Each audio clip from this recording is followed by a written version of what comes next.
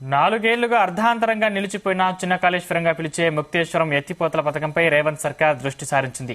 కాళేశ్వరం ఎత్తిపోతల పథకంలో భాగంగా మేడిగడ్డ బ్యారేజ్ నిర్మించిన తర్వాత బ్యాక్ వాటర్ ప్రభావంతో పాటు గతంలో వచ్చిన వరదకు చిన్న కాళేశ్వరంలోని పంప్ హౌజ్ నీట మునిగింది. కాళేశ్వరం నిర్మాణ నేపథ్యంలో దీన్ని పూర్తిగా పక్కన పెట్టడంతో అప్పటి వరకు చేసిన పనులు కూడా దెబ్బతిన్నాయి.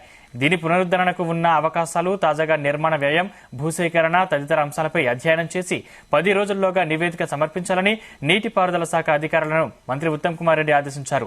ఈ ప్రాజెక్టుపై అధికారులతో మంత్రి ఉత్తమ్ కుమార్ రెడ్డి జరిపిన సమీక్షలో ఈ మేరకు ఆదేశాలు జారీ చేశారు. మంథని నియోజకవర్గంలోని మహదేవ్పూర్, కాటారం, మహముత్తారం, మల్హార్రావు మండలాల్లో 45,742 ఎకరాల ఆయకట్టుకు నీళ్లచ్చేందుకు కాళేశ్వరం సమీపంలోని కన్నెపల్లి వద్ద నుంచి 4.5 టీఎంసీలు ఎత్తిపోసేలా ఈ పని చేపట్టారు.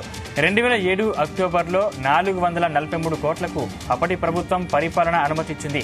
ఇందుకు గాను టెండర్ పిలవగా 499.23 కోట్లకు ఐవీఆర్సీఎల్, కేబీఎల్ఎం, ఈఐఎల్ జాయింట్ వెంచర్ పని దక్కించుకుంది. 2 పంపు హౌజ్ల నిర్మాణంతో పాటు 13 చెరువుల సామర్థ్యం పెంచడం తదితర పనులు ఇందులో ఉన్నాయి. కన్నెపల్లి వద్ద మొదటి పంప్ హౌజ్ నిర్మించడం, దీని నుంచి రెండో పంప్ హౌజ్ కు తీసుకెళ్లి ఆయకట్టు నీళ్లివ్వడం సర్కారు ఉద్దేశం. మొదటి పంప్ హౌజ్ కింద కూడా సుమారు 10,000 ఎకరాల ఆయకట్టు ఉంది. ఈ పథకం నిర్మాణానికి 3,625 ఎకరాల భూమిని సేకరించడంతో పాటు 637 ఎకరాల అటవీ భూమి అవసరం. భూసేకరణలో జాప్యంతో పనులు మధ్యలోనే ఆగిపోయాయి. కాళేశ్వరం నిర్మాణం తర్వాత దీనికి ప్రాధాన్యం లేకుండా పోయింది.